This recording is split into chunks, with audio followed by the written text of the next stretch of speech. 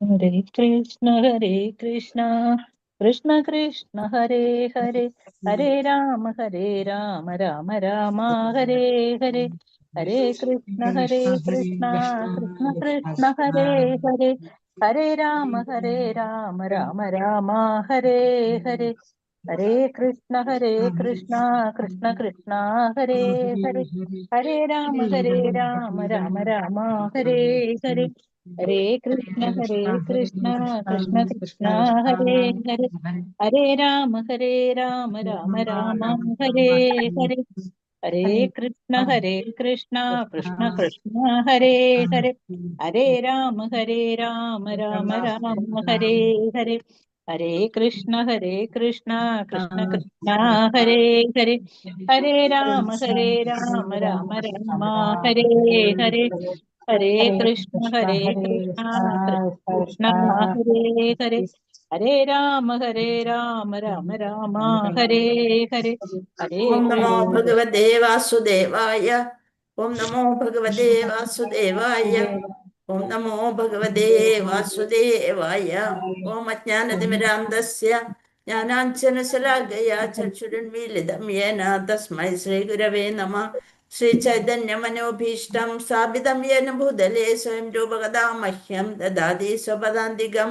വന്ദേഹം ശ്രീഗുരുൻ ശ്രീയുതപദകമലം ശ്രീഗുരുൻ വൈഷ്ണവാംശ ശ്രീരൂപം സാഗ്രജാതം സഹഗണ രഘുനാഥാന്യതം തം സജീവം സാദ്വൈതം സാവധൂതം പരിജന സഹിതം കൃഷ്ണ ചൈതന്യദേവം ശ്രീരാധാകൃഷ്ണപാദാൻ സഹഗണ ലളിത ശ്രീ വിശാഖാംനിതാംശ. ഹേ കൃഷ്ണ കരുണാ സിന്ധോ ദീനബന്ധോ ജഗത്പദേ ഗോപേശ ഗോപിക കാന്ത രാധാകാന്ത നമോസ്തുതേ.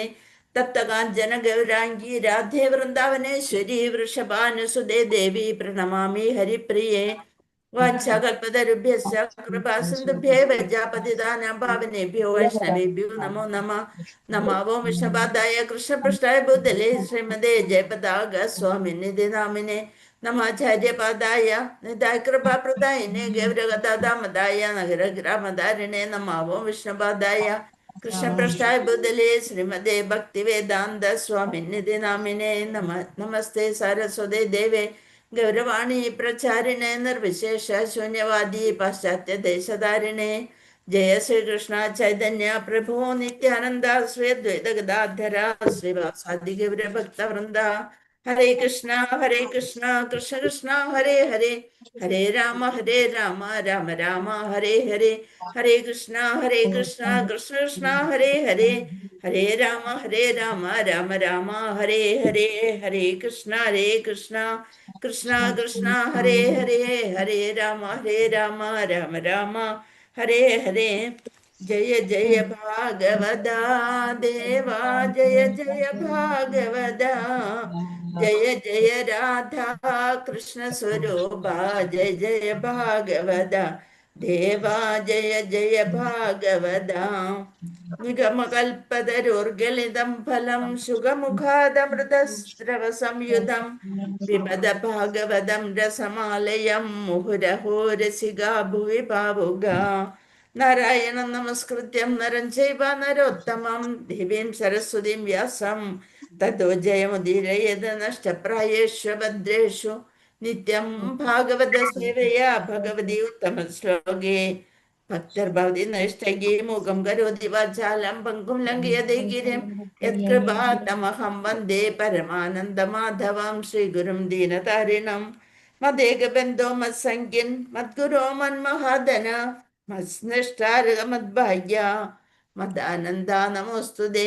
ഗ്രന്ഥരാജ് ശ്രീമദ് ഭാഗവതം की जय, श्रील प्रभुआदि की जय, श्री गुरुदेव की जय, निताई गौर परमानंदे. हरि हरि बोल. हरे कृष्णा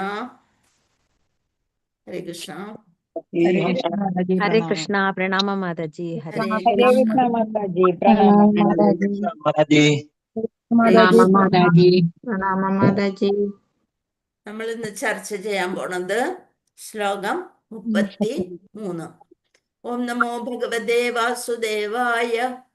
പ്രഗായത സ്വവീര്യാണി തീർത്ഥപാദ പ്രിയസ്രവ ആഹൂദയ മേ ശീഘ്രം ദർശനം യാതി ചേതസി. പ്രഗായത സ്വവീര്യാണി തീർത്ഥപാദപ്രിയസ്രവാഹ ആഹൂദൈവ മേ ശീഘ്രം ദർശനം യാതി ചേതസി. ആരെ കുറിച്ചാണ് നമ്മളിവിടെ ചർച്ച ചെയ്തുകൊണ്ടിരിക്കുന്നത്? നാരദ മഹർഷി. നാരദ മഹർഷിക്ക് കഴിഞ്ഞ ജന്മത്തിൽ ഒരു സ്വല്പ നേരത്തേക്ക് ഭഗവാന്റെ ദർശനം കിട്ടി. ആ ബാലന് വളരെ ഒരു ചെറിയ സമയത്തിന് ദർശനം കിട്ടി. അത് കഴിഞ്ഞതിന് ശേഷം ഈ ജന്മം നാരദ മഹർഷിയായി തീർന്നു അല്ലെ. ദേവർഷി എന്ന പേര് ലഭിച്ചു, ദേവദത്തം എന്ന വീണ ലഭിച്ചു. ഭഗവാന്റെ കീർത്തനങ്ങൾ പാടിക്കൊണ്ട് ഇങ്ങനെ 3 ലോകവും സഞ്ചരിക്കാനുള്ള ആ കൃപ ലഭിച്ചു. അങ്ങനെ എന്താണ്, നാരദനെ ഭഗവാൻ അനുഗ്രഹിക്കുകയാണ് ചെയ്തത്. അപ്പോൾ നാരദ മഹർഷി ആ കാര്യങ്ങള് പറയാണ് ഇവിടെ. പ്രഗായത സ്വവീര്യാണി തീർത്ഥപാദ പ്രിയസ്രവാഹ ആഹൂദൈവ മേ ശീഘ്രം ദർശനം യാതി ചേതസി. നോക്കാം നമുക്ക്. പ്രഗായത പ്രകാരം ആലപിച്ചുകൊണ്ട് അപ്രകാരം ആലപിച്ചുകൊണ്ട് സ്വവീര്യാണി സ്വകർമ്മങ്ങൾ സ്വകർമ്മങ്ങൾ തീർത്ഥപാദ ആരുടെ ആരുടെ പാദാംബുജങ്ങളെയാണോ സർവ നന്മകളുടെയും അഥവാ പുണ്യത്തിന്റെയും ഉത്ഭവസ്ഥാനമായിരിക്കുന്നത് ആ ഭഗവാന്റെ പാദം. ആ പാദത്തെയാണ് സർവ നന്മകളുടെയും അഥവാ പുണ്യത്തിന്റെയും ഉത്ഭവസ്ഥാനമായിരിക്കുന്നത് ഭഗവാന്റെ ആ പാദാരവിന്ദങ്ങളാണ്. പ്രിയസ്രവാഹ മധുരമായ ആഹൂദഹ ചെയ്യപ്പെട്ട ഇവ അതുപോലെ മേ എന്നോട് ശീഘ്രമായി ദർശനം ദൃഷ്ടിപദം യാതി പ്രത്യക്ഷനാകുന്നു ചേതസി ഹൃദയ സിംഹാസനത്തിൽ. എന്താണ്? പ്രഗായത സ്വവീര്യാണി തീർത്ഥപാദ പ്രിയസ്രവ ആഹൂദൈവ മേ ശീഘ്രം ദർശനയാതി ചേതസി. എപ്പോഴൊക്കെ ഭഗവാനെ പറ്റി കീർത്തിച്ചുകൊണ്ട് നടക്കുന്നു ആ സമയത്തൊക്കെ ഭഗവാൻ സ്വന്തം മുന്നിൽ വരികയും അതുപോലെ തന്നെ ഹൃദയ സിംഹാസനത്തില് പ്രകാശിക്കപ്പെടുകയും ചെയ്യുന്നു. അതാണ് ഇവിടെ പറയുന്നത്. ആരുടെ മാഹാത്മ്യങ്ങളും ലീലകളുമാണോ കർണാമൃതമായിട്ടുള്ളത്, കർണത്തിന് അമൃതായിട്ടുള്ളത്, ആ പരമപുരുഷനായ ശ്രീകൃഷ്ണ ഭഗവാൻ അവിടുത്തെ ദിവ്യലീലകളെ ഞാൻ കീർത്തിക്കുവാൻ ആരംഭിക്കുമ്പോൾ തന്നെ ആഹ്വാനം ചെയ്യപ്പെട്ടതുപോലെ, മുന്ന് പറഞ്ഞിട്ടുള്ളതുപോലെ തൽക്ഷണം ആ നിമിഷം തന്നെ എൻ്റെ ഹൃദയ സിംഹാസനത്തിൽ പ്രത്യക്ഷനാകുന്നു ഭഗവാൻ. അപ്പൊ നിത്യമുക്താത്മാവായി കഴിഞ്ഞ നാരദ മഹർഷി ഏറ്റവും വലിയ ഭക്തൻ. ആ ഭക്തനായി തീർന്നത് കൊണ്ട് തന്നെ ഭഗവാന്റെ മഹാത്മ്യങ്ങളും ലീലകളും ഒക്കെ ദേവദത്തം വീണ ഉപയോഗിച്ചുകൊണ്ട് പാടി നടക്കുമ്പോൾ അത് കർണാമൃതമായിട്ട് ആ പാട് നമ്മൾക്കൊരു കർണം എന്ന് വെച്ചാൽ ചെവിക്ക് അമൃത് പോലെയായിട്ടുള്ള ആ ലീലകളും മഹാത്മ്യങ്ങളും പാടിക്കൊണ്ട് നടക്കുമ്പോൾ പരമപുരുഷനായ ശ്രീകൃഷ്ണ ഭഗവാൻ അവിടുത്തെ ദിവ്യലീലകളെ കീർത്തിക്കുവാൻ ആരംഭിക്കുമ്പോൾ തന്നെ ആഹ്വാനം ചെയ്യപ്പെട്ടതുപോലെ തൽക്ഷണം ആ നിമിഷം തന്നെ നാരദന്റെ ഹൃദയ സിംഹാസനത്തിൽ പ്രത്യക്ഷനാകുന്നു. ഭവാർത്ഥം ശ്രീലപ്രഭുവാദിക്ക് ജയ്. നിരപേക്ഷനായ പരമപുരുഷൻ അവിടുത്തെ അതീന്ദ്രിയ നാമരൂപലീലകളിൽ നിന്നും അത് സംബന്ധിച്ച ശബ്ദസ്പന്ദനങ്ങളിൽ നിന്നും ഭിന്നനല്ല. നമ്മൾ പറയേണ്ടത് നാമരൂപേണയാണ് ഭഗവാനുള്ളത്. അതുപോലെ തന്നെ ഗ്രന്ഥരൂപേണയും നമ്മൾ പറഞ്ഞു ജയ ജയ ഭാഗവത ഗ്രന്ഥത്തിനെ നമ്മൾ ജയിക്കട്ടെ എന്ന് പറയണം. അത് ഭഗവാനും ആ ഗ്രന്ഥവും തമ്മിൽ ഒരു വ്യത്യാസമില്ല. അതുപോലെ ഭഗവാന്റെ നാമ യശോ ലീലകളുടെ ഭഗവാന്റെ എത്രയൊക്കെ കഥ കേട്ടാലും എത്ര പ്രാവശ്യം കേട്ടാലും നമ്മൾ അത് കേൾക്കാനായിട്ട് സന്തോഷം തോന്നും. ആ ശ്രവണം, കീർത്തന, സ്മരണം, ഇതാണ് നവബദ്ധ ഭക്തിയിലെ ഏറ്റവും പ്രധാനപ്പെട്ട കാര്യങ്ങൾ. ശ്രവണം, കീർത്തനം, സ്മരണം എന്നീ ശുദ്ധ ഭക്തിയുത സേവനങ്ങളിൽ ഒരു ശുദ്ധ ഭക്തൻ, ഭഗവാനെ മാത്രം വേണം എന്ന് വിചാരിച്ച് നടക്കുന്ന ഒരു ശുദ്ധ ഭക്തൻ സ്വയം നിരതനാകുന്നയുടൻ അതിൽ ലീനമായിട്ട് നടക്കുന്ന സമയത്ത് ആത്മീയ ദൂരദർശിനി മുഖേന ആത്മീയമായിട്ട് ഉള്ള കാഴ്ച കൊണ്ട് ഹൃദയദർപ്പണത്തിൽ ഹൃദയമാകുന്ന ആ കണ്ണാടിയിൽ സ്വയം പ്രതിബിംബിച്ച് ശുദ്ധഭക്തന്റെ അതീന്ദ്രിയ നേത്രങ്ങൾക്ക് ഭഗവാൻ ദൃശ്യനായിത്തീരുന്നു. നമ്മൾക്കുള്ളത് അതീന്ദ്രിയ നേത്രമല്ല, നമ്മുടെ മാംസചക്ഷുഷാണുള്ളത്. അതേസമയം ഒരു ശുദ്ധഭക്തനായി കഴിഞ്ഞാൽ അതീന്ദ്രിയമായൊരു നേത്രം കണ്ണുകൾ കൊണ്ട് കാണാൻ സാധിക്കും. സ്വയം പ്രതിബിംബിച്ച് ശുദ്ധഭക്തന്റെ അതീന്ദ്രിയ നേത്രങ്ങൾക്ക് ഭഗവാൻ ദൃശ്യനായിത്തീരുന്നു. ആകയാൽ അതീന്ദ്രിയ പ്രേമയുധ സേവനത്താൽ ഭഗവാനുമായി ബന്ധപ്പെട്ടിരിക്കുന്ന ഒരു ശുദ്ധഭക്തന് ഭഗവത് സാമീപ്യം അനുനിമിഷം അനുഭവവേദ്യമാകുവാൻ കഴിയുന്നു. മറ്റുള്ളവരാൽ വിശദീകരിക്കപ്പെടുന്ന സ്വന്തം പ്രതാപങ്ങൾ ശ്രവിക്കാനും അപ്രകാരം ആനന്ദിക്കാനും ഒരു വ്യക്തി ഇഷ്ടപ്പെടുന്നു എന്നത് ഓരോ വ്യക്തിയുടെയും കാര്യത്തിൽ സ്വാഭാവികമായ മനഃശാസ്ത്രമാകുന്നു. നമ്മളെപ്പോഴും നമ്മളെ പറ്റി എന്ത് പറഞ്ഞു, മറ്റുള്ളവര് നല്ലത് പറഞ്ഞു, അപ്പൊ ഭയങ്കര സന്തോഷമായി, അവരോട് ഭയങ്കര സ്നേഹം. അതിനു വേണ്ടിയിട്ടാണ് നമ്മുടെ കാതുകൾ ഇങ്ങനെ കൊതിച്ചുകൊണ്ട് നടക്കണം. മറ്റുള്ളവര് നമ്മളെ കുറ്റം പറയാതെ നല്ല സാരി, നല്ലത്, നല്ല പെരുമാറ്റം, അങ്ങനെ നല്ല ക്ലാസ്, അങ്ങനെയൊക്കെ കേൾക്കാനായിട്ട് നമ്മൾ കൊതിച്ചുകൊണ്ടിരിക്കുന്നത് അത് സ്വാഭാവികമായിട്ട് എല്ലാവരെയും ഒരു വാസനയാണ്.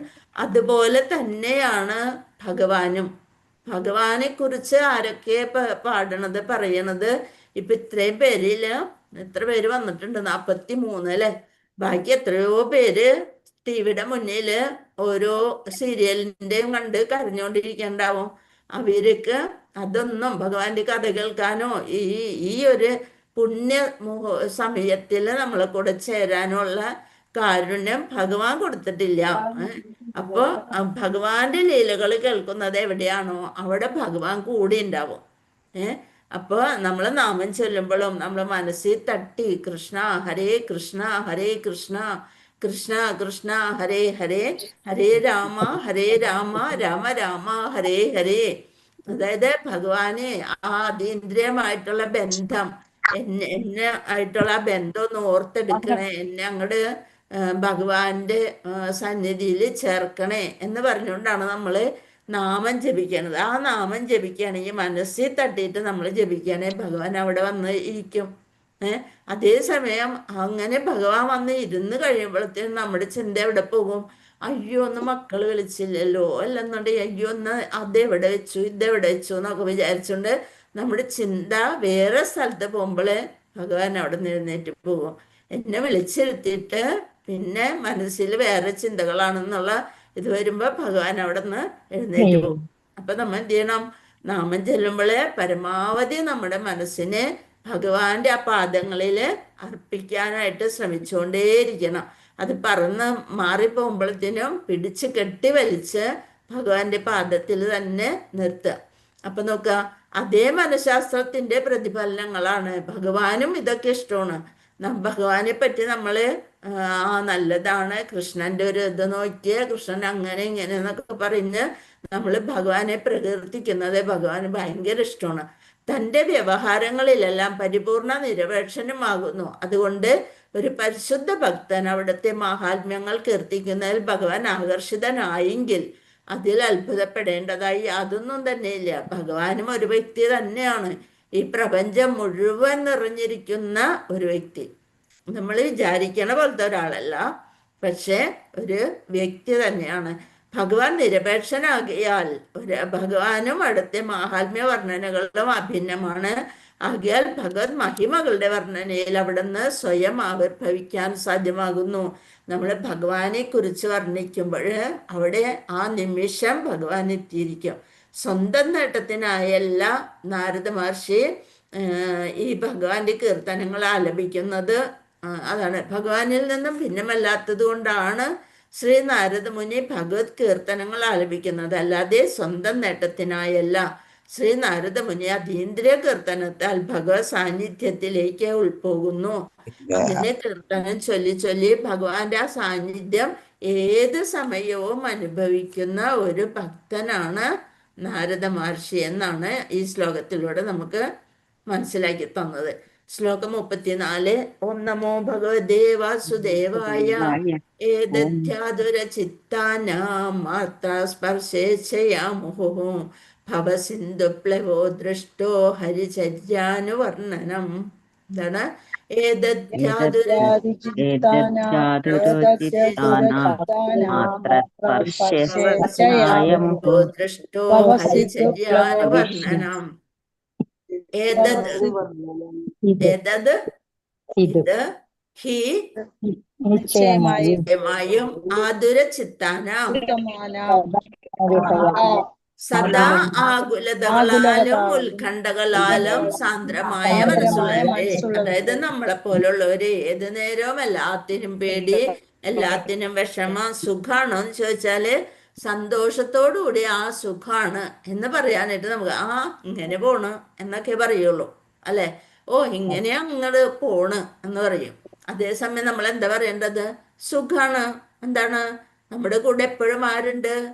ഭഗവാൻ നമ്മുടെ കൂടെ ഉണ്ട്. പിന്നെ എന്തെന്നാ നമ്മൾക്കുള്ള ഒരു വിഷമം? അപ്പൊ എന്താ പറയണം? ആര് ചോദിച്ചാലും ഓ സുഖമാണ് എന്ന് പറയാം. അല്ലാണ്ട് ഓ എന്തെങ്ങനെയാ അങ്ങോട്ട് പോണ എന്നല്ല പറയേണ്ടത്. നമ്മൾ എപ്പോഴും എന്ത് പറയണം? സുഖായിരിക്കണം എന്ന് പറയണം. അപ്പൊ അവർക്ക് തന്നെ ഇതേ സുഖമാണ്. വരുന്നില്ല. അപ്പൊ ഞാനിപ്പോ ഇതിലാ എല്ലാരെയും വിളിക്കുന്നേ. മ്യൂട്ട് ചെയ്യണേ. ഹരേ കൃഷ്ണ. അപ്പൊ എന്താണ്? ശ്ലോകം 33 നമ്മളെ കണ്ടിരുന്ന 34. ഹരേ കൃഷ്ണ. 34. അപ്പൊ ഇന്ദ്രിയങ്ങൾ ഇവിടെ എന്താ പറഞ്ഞ? സ്പർശ ഇന്ദ്രിയങ്ങൾ ഇച്ഛയ ആഗ്രഹങ്ങളാൽ മുഹു സദാ ഭവസിന്ധു അവിദ്യാസാഗരത്തിൽ പ്ലവ വഞ്ചി ദൃഷ്ട അനുഭവിച്ചറിഞ്ഞ് ഹരിചര്യ പരമപുരുഷനായ ഹരിയുടെ കർമ്മങ്ങൾ അനുവർണ്ണനം നിരന്തര പാരായണം ചെയ്യണം. നമ്മള് എന്താ പറയണ? നിത്യം ഭാഗവത സേവയ എന്ന് പറഞ്ഞാണ് നമ്മൾ തുടങ്ങണത് തന്നെ. നമ്മൾ നിത്യം 1 ശ്ലോകാലും 2 ശ്ലോകാലും നമ്മൾ നിത്യം പാരായണം ചെയ്യുന്നുണ്ട്. അപ്പൊ നിത്യപാരായണം വിവർത്തനം ഭാവാർത്ഥം ശൂലപ്രഭുവാദിക്ക് ജയ്. ഇന്ദ്രിയങ്ങൾ ഇന്ദ്രിയാസ്വാദ്യ വിഷയങ്ങളുമായി സമ്പർക്കത്തിലാകണമെന്ന ആഗ്രഹം കാരണം സദാ മനോവ്യാകുലതകളാലും ഉത്കണ്ഠകളാലും സാന്ദ്രമായവർക്ക് പരമദിവ്യോത്തമ പുരുഷന്റെ അതീന്ദ്രിയ ലീലകളുടെ നിരന്തര കീർത്തനമാകുന്ന ഏറ്റവും ഉചിതമായ തോണിയിൽ ആ വിദ്യാസാഗരത്തെ തരണം ചെയ്യാനായിട്ട് സാധ്യമാക്കുന്നു. നമ്മുടെ ഈ ജീവിതം തന്നെ ഒരു തോണിയാണ്. ആ തോണി കിടക്കണം എന്നുണ്ടെന്നുണ്ടെങ്കിൽ അതിന് നേരെ ഒരു തോണിക്കാരൻ വേണം. എല്ലാ കാര്യങ്ങളും റെഡി ആയിരിക്കണം, അല്ലെ? വീണ്ടും വീണ്ടും നമ്മൾ ഇന്ദ്രിയ നിയന്ത്രണത്തില്ലാതെ ഇങ്ങനെ പോയിട്ടുണ്ടെങ്കിൽ നമ്മൾക്ക് എപ്പോഴും സങ്കടം തന്നെയായിരിക്കും. അപ്പൊ ആ ഭവസാഗരം കടക്കാൻ ഭയങ്കര ബുദ്ധിമുട്ടായിരിക്കും. ഇത് ഞാൻ സ്വയം അനുഭവിച്ചറിഞ്ഞതാകുന്നു. നാരദമുനി സ്വന്തമായിട്ട് അനുഭവത്തിലൂടെയാണ് ഇത് പറയുന്നത്. ഭവാർത്ഥം ജീവാത്മാവിന്റെ അടയാളം എന്തെന്നാൽ അവന് അല്പനേരത്തേക്ക് പോലും വെറുതെ ഇരിക്കാൻ കഴിയില്ല. എപ്പോഴും നമ്മൾക്ക് എന്തെങ്കിലും ചെയ്തുകൊണ്ടേയിരിക്കണം. അതെല്ലാ ജീവാത്മാക്കളുടെയും സ്വഭാവമാണ്. അപ്പൊ അവൻ സദാ എന്തെങ്കിലും പ്രവർത്തിച്ചുകൊണ്ടിരിക്കുന്നു, അല്ലെങ്കിൽ എന്തിനെങ്കിലും കുറിച്ച് ചിന്തിക്കുന്നു, സംസാരിക്കുന്നു, ചെയ്തുകൊണ്ടിരിക്കുന്നു. എപ്പോഴും ഒന്നുമില്ലെങ്കിൽ ഫോണ് വിളിച്ച് പലരുമായിട്ടും ആരെങ്കിലും പറ്റി എന്തെങ്കിലുമൊക്കെ ഒന്ന് പറഞ്ഞുകൊണ്ടിരിക്കും. കുറെ കഴിയുമ്പോൾ വിചാരിക്കും മതി പറഞ്ഞതെന്ന് വിചാരിച്ചത് നിർത്തിയപ്പോ വരും. വെറുതെ എന്തായിരിക്കും, എന്ത് ഉണ്ടാക്കി, എന്ത് വെച്ചു, ഇതൊക്കെയാണ് ചോദിക്കുക. പക്ഷേ അതൊക്കെ ഭൗതികവാദികള് അവരുടെ ഇന്ദ്രിയങ്ങളെ തൃപ്തിപ്പെടുത്തുന്ന വിഷയങ്ങളെ കുറിച്ച് ചർച്ച ചെയ്യുകയോ ചിന്തിക്കുകയോ ചെയ്യുന്നു. പക്ഷെ ഇക്കാര്യങ്ങളൊക്കെ ബഹിരംഗ ശക്തിയായ മായാശക്തിയുടെ സ്വാധീനത്തിന് വിധേയമായി നിർവഹിക്കപ്പെടുന്നതാകയാൽ അത്തരം ഇന്ദ്രിയപരമായ കർമ്മങ്ങൾ യഥാർത്ഥത്തിൽ അവർക്ക് യാതൊരു സംതൃപ്തിയും നൽകുന്നില്ല, ഒരു സന്തോഷവും പിന്നീട് അവർക്ക് അതുകൊണ്ട് നൽകുന്നില്ല. അപ്പൊ എന്താവും? ഘടക വിരുദ്ധമായി അവർ മനോവ്യാകുലതകളാലും ഉത്കണ്ഠകളാലും പൂരിതരായിത്തീരുന്നു. നമ്മ പലരുടെയും കാര്യം അന്വേഷിച്ചെടുക്കുമ്പോൾ അവരുടെ വീട്ടിൽ അങ്ങനെ ചെയ്തോ, അയ്യോ അപ്പിനിക്കില്ലല്ലോ എന്ന് പറഞ്ഞ് നമ്മൾക്ക് അതിൽ വിഷമം വരും. അപ്പൊ അതിനെ സംതൃപ്തിക്കുള്ള വിഷയമായി അവർ അംഗീകരിച്ചിരിക്കുന്നു. ആകയാൽ ഇന്ദ്രിയാസ്വാദനത്തിൽ വ്യാപൃതരായ അത്തരം ഹതാശയരായ ജീവാത്മാക്കൾക്ക് എന്ത് വേണം? ഭഗവത് ചരിതങ്ങളെ കുറിച്ച് സദാ ആലപിക്കുന്നത് സംതൃപ്തിയാകുന്നു. ഭഗവാന്റെ കഥകളെ കുറിച്ച് പറയുമ്പോൾ അവർക്ക് അതൊരു സംതൃപ്തിയുണ്ട് എന്ന് ശ്രീ നാരദമുനി സ്വന്തം അനുഭവത്തിൽ നിന്നും ഉദ്ബോധിപ്പിക്കുന്നു. ഇത് നാരദമുനി സ്വന്തം അനുഭവത്തിൽ നിന്നാണ് പറയുന്നത്. ശ്രദ്ധാവിഷയത്തെ മാത്രം മാറ്റിയാൽ മതി. നമ്മൾ എന്ത് ചെയ്താൽ മതി? നമ്മൾ ഏത് വിഷയമാണോ കൈകാര്യം ചെയ്യുന്നത് ആ വിഷയം ഒന്ന് മാറ്റി പിടിക്കുക. അതിന് പകരം ഭഗവാനെ കുറിച്ചുള്ള കഥകളും കാര്യങ്ങളും നല്ല ഭക്തരുമായിട്ട് സംസാരിക്കുക. ഭക്തരുമായിട്ട് സംസാരിക്കുമ്പോൾ എപ്പോഴും ക്ലാസിന്റെ കാര്യവും ഭക്തിയുടെ കാര്യവും എങ്ങനെയുണ്ട് കാര്യങ്ങള്, നാമജപത്തിന്റെ കാര്യം, ഇതൊക്കെ ആയിരിക്കും നമ്മൾ ചർച്ച ചെയ്യുക. യഥാർത്ഥ ആനന്ദം ആഗ്രഹിക്കുന്ന പക്ഷം ശ്രദ്ധാവിഷയത്തെ മാത്രം മാറ്റിയാൽ മതി. മരണത്തിലേക്ക് നീങ്ങിക്കൊണ്ടിരിക്കുന്ന ഒരു മനുഷ്യന്റെ നമ്മൾ ഓരോ നിമിഷവും മരണത്തിലേക്ക് നീങ്ങിക്കൊണ്ടിരിക്കുകയാണ്. നല്ലൊരു മനുഷ്യജന്മം കിട്ടിയിട്ട് അത് ഭഗവാന്റെ സേവ ചെയ്യാതെ നമ്മൾ മറ്റുള്ളവരെ സേവിച്ചുകൊണ്ട് ഓരോ ദിവസവും ഇങ്ങനെ പോയിക്കൊണ്ടേയിരിക്കുന്നു. അതിന് പകരം രാഷ്ട്രീയത്തെക്കുറിച്ച് സംസാരിക്കുന്നതിന് പകരം സാക്ഷാൽ ഭഗവാൻ നടപ്പിലാക്കിയ രാജതന്ത്രത്തെക്കുറിച്ചാകാം ചർച്ച. ഇത്ര വലിയ വിഷമങ്ങളുള്ള ഭഗവാൻ ശ്രീകൃഷ്ണൻ എത്ര പേര് ആ കൊച്ചുകുട്ടിയായിരിക്കുമ്പോ തന്നെ കൊല്ലാൻ വന്ന്, അപ്പൊ എന്നിട്ടും ഭഗവാൻ ചിരിച്ചുകൊണ്ട് അവരെയൊക്കെ നേരിട്ടു. അങ്ങനെയുള്ള കാര്യങ്ങളൊക്കെ ചർച്ച ചെയ്യുക. സിനിമാ നടന്മാരുടെ ചേഷ്ടകളെ ആസ്വദിക്കുന്നതിന് പകരം ഗോപികമാരെയും ലക്ഷ്മികളെയും പോലുള്ള ഭഗവാന്റെ ശാശ്വത പങ്കാളികളുമായി ഭഗവാൻ നടത്തുന്ന ലീലകളിലേക്ക് നമ്മുടെ ശ്രദ്ധയെ തിരിച്ചുവിടാം. സർവശക്തനായ പരമദിവ്യോത്തമ പുരുഷൻ അവിടുത്തെ അഹൈതുകമായ കാരുണ്യത്താൽ ഭൂമിയിൽ അവതരിക്കുകയും ഏറെക്കുറെ ലൗകിക വ്യക്തികളുടേത് പോലെയുള്ളതും അതേസമയം ഭഗവാൻ സർവശക്തനാകിയാൽ അനധി സാധാരണമായ കർമ്മങ്ങൾ പ്രദർശിപ്പിക്കുകയും ചെയ്യുന്നു. 5 വയസ്സിൽ അല്ലെ 7 വയസ്സിലാണ് ഗോവർദ്ധന പർവ്വതം ഉയർത്തിയത്. അപ്പൊ അതുകൊണ്ട് അദ്ദേഹം സർവശക്തനാണ്. ആ വക കാര്യങ്ങളൊക്കെ ചെയ്യാം, അതെല്ലാം കേൾക്കുക. സർവബദ്ധാത്മാക്കളുടെയും നന്മയ്ക്കായി അവരുടെ ശ്രദ്ധ എന്ത് ചെയ്യണം? അതീന്ദ്രിയമായതിലേക്ക് തിരിക്കണം. നമ്മള് സിനിമയും ഇതൊക്കെ കാണാൻ പോകുന്ന നേരം ആ സമയം അമ്പലങ്ങളിൽ പോവുക, അല്ലെ ധാമങ്ങളിലേക്ക് യാത്ര, ഭഗവത് ഭക്തരുമായിട്ട് ധാമങ്ങളിലേക്ക് യാത്ര ചെയ്യാനായിട്ട് ഭഗവാനോടൊന്ന് പ്രാർത്ഥിച്ചാൽ മതി. നമുക്ക് പോകണമെന്ന് മനസ്സിലൊരാഗ്രഹവും ഭഗവാനോടൊന്ന് പ്രാർത്ഥിക്കുകയും ചെയ്താല് ഭഗവാൻ തീർച്ചയായിട്ടും നമ്മുടെ ആഗ്രഹം നിറവേറ്റി തരും. എന്നാൽ മാത്രമാണ് നമുക്ക് ഇങ്ങനെയൊക്കെയുള്ള സന്തോഷം ലഭിക്കുള്ളൂ. അപ്പൊ എല്ലാ ക്ലേശങ്ങളുടെയും പ്രഭവ കേന്ദ്രമായ ആ അവിദ്യാസാഗരത്തെ, അജ്ഞത കൊണ്ടാണ് നമ്മൾക്ക് ഇങ്ങനെ ഇത്രയധികം വിഷമങ്ങളൊക്കെ വരുന്നത്, ആ വിദ്യാസാഗരത്തെ അനായാസന തരണം ചെയ്യുകയും ചെയ്യും. ശ്രീ നാരദമുനിയെ പോലുള്ള പ്രാമാണികന്റെ അനുഭവത്തിൽ നിന്നും അരുളി ചെയ്യപ്പെട്ടതാണിത്. ഭഗവാൻ അത്യധികം പ്രിയപ്പെട്ട ശ്രേഷ്ഠ നാരദമുനിയുടെ കാലടികളെ പിന്തുടരാൻ നാം ആരംഭിച്ചാൽ അനന്തരം നമുക്കും ഇതേ അനുഭവം പ്രാപ്തമാക്കാൻ സാധ്യമാകുന്നു. അതേപോലെ ഇത്ര നല്ല ശുദ്ധ ഭക്തന്മാരുടെ കാലടികളെ നമ്മളെ പിന്തുടർന്നാല് നമ്മൾക്കും ഭഗവാനെ കാണാനും സംസാരിക്കാനും ഒക്കെ സാധിക്കും. ഇപ്പൊ നമ്മുടെ ക്ലാസ്സിൽ തന്നെ പലരും ഭഗവാനോട് നേരിട്ട് വർത്താനം പറയുന്നവരുണ്ടാവും. ഇത്രയും ശുദ്ധ ഭക്തരാണ് നമ്മുടെ ക്ലാസ്സിൽ ഇരിക്കുന്നത് തന്നെ. അപ്പൊ നമ്മൾക്കും അത് സാധിക്കും. എന്ത് വേണം? ഭഗവാനെ കുറിച്ചുള്ള നാമ രൂപ ലീല വർണ്ണങ്ങളൊക്കെ കേൾക്കാം. ഏത് സമയവും അതൊക്കെ കേൾക്കാം. ആവശ്യമില്ലാത്ത അസൂയയും കുശുമ്പും ഇതെല്ലാം നമ്മുടെ മനസ്സിൽ നിന്ന് മാറ്റി വെക്കുക. അത്യാവശ്യത്തിന് മാത്രം സംസാരിക്കുക, കൂടുതൽ ശ്രവിക്കുക. ഹരേ കൃഷ്ണ. വാഞ്ചകൽപതരുഭ്യശ്ച കൃപാ സിന്ധുഭ്യശ്ച പതിതാനാം പാവനേഭ്യോ വൈഷ്ണവേഭ്യോ നമഃ.